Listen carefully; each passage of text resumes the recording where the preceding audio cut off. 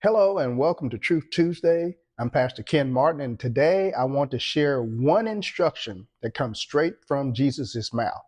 That instruction is ask and it will be given to you, seek and you will find, knock and the door will be open to you. That's the one instruction. But let's step back for the setup, the windup, the backdrop, whatever. What if your boss or your biggest client walked into your office and told you, don't ever worry about money again.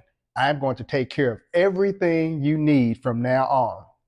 Where you live, what you eat, what you drink, where you go, all that stuff. I will take care of all of it, everything. Now, wouldn't that be exciting? Wouldn't that be fantastic? I mean, that is tremendous, right? I mean, half of what we do is really thinking about and planning for how we're going to live. But the Heavenly Father already has provided for us. Jesus said in Matthew chapter 6, verse 24 and 25, you cannot serve God and wealth.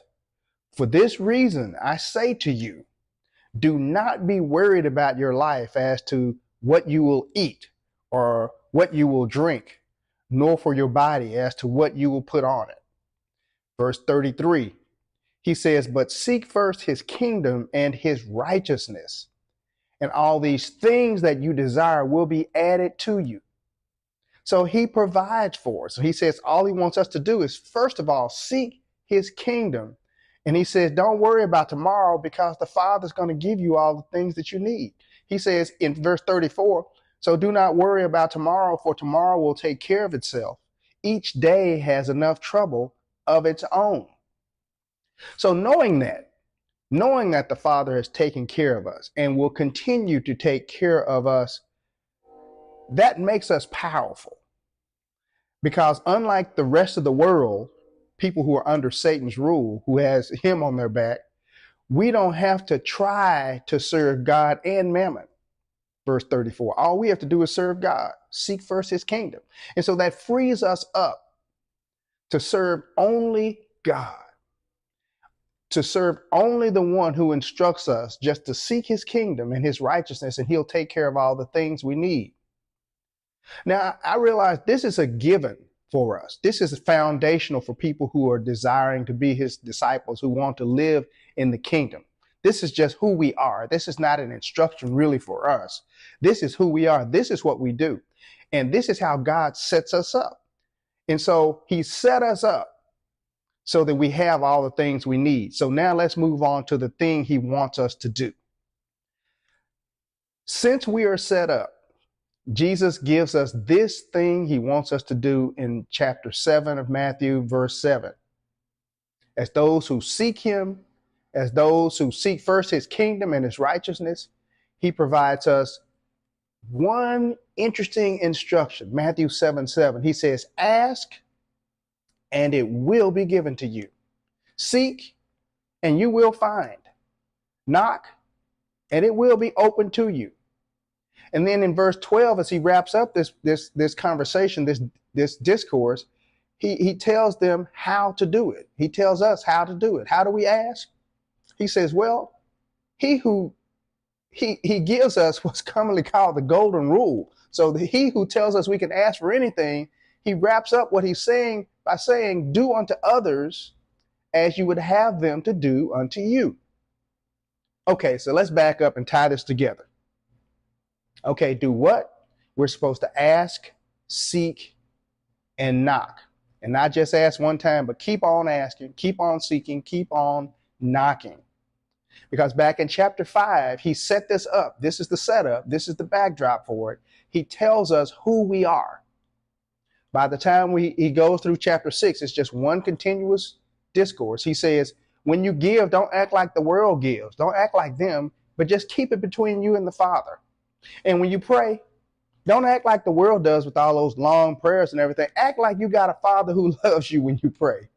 He says, and when you work and you earn, don't put your trust in your earnings and your savings, how much you have from your earthly source, but instead put your confidence in your heavenly source. So if you don't watch out, you're going to fool around and find yourself serving two masters. He's already told us we can't do that. So he says, just keep seeking the kingdom. Seek first the kingdom and his righteousness, and he'll add the things to us.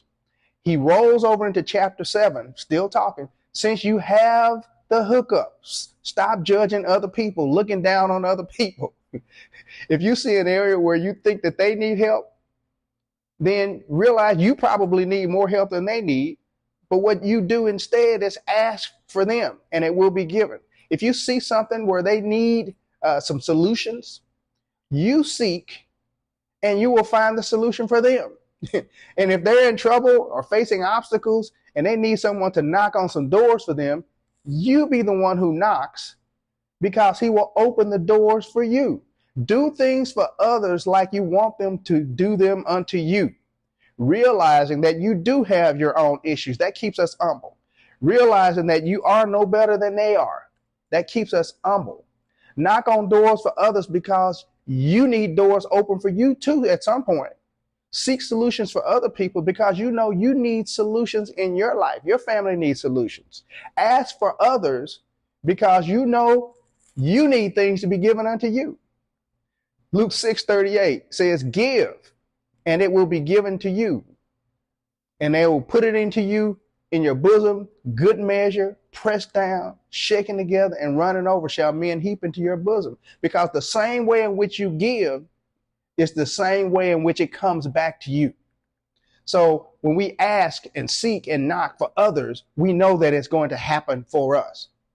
He says, you do these things for others in the same way that you want them done unto you. You can't open all the doors that you face. You don't even know all the solutions you need. Somebody else can pray and provide those things for you. And when you do it, just like you wouldn't want people to come up to you bragging about how they prayed for you or they knocked on a door and got you a job or whatever, he says, I already told you in chapter 6, don't you do that. No, our heart is supposed to be to give. That's our instinct. That's our nature.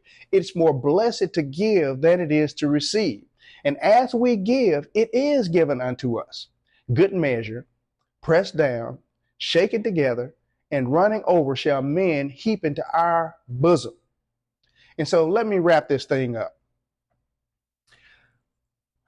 When you ask, don't forget to ask for other people. When you pray today, who else did you pray for? Who benefited from you and your fervent, effectual prayer today? For whom did you do works of justice and righteousness in your prayer life today? So I'm going to give you one assignment, rare thing that I do here. Take 1 or 2 days and make it a point to make a list of all the people and the issues and situations that you think the kingdom's power would make a difference. Things where you would love to see the kingdom's power and influence in somebody else's life. And in asking you to do this, I already realized that for most of us, we have an opinion about other people's lives and other people. And Jesus is saying, don't judge people. But, we see these things and have opinions, but how many of us are willing to invest our time, our prayer life, into providing solutions and help and blessings for others? How many of us are willing to commit and be resolved to see things through in prayer for other people? Now, in the United States, it's so much about our comfort, about what we have and what we drive and what we do and how good we are and how good our kids are versus somebody else's. But let's bring the kingdom's influence in the form of prayer, because, I'm going to ask you, the next time you ask and the next time you seek and the next time you knock, do it for the people that are on your list. Now, this takes desire. It takes commitment. And you may have to teach yourself how to be committed to this.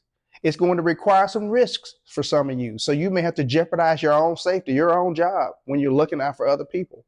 But don't worry. You keep serving him and seeking his kingdom. And the Father has already made provisions for you. And this is just the truth, the whole truth, and nothing but the truth.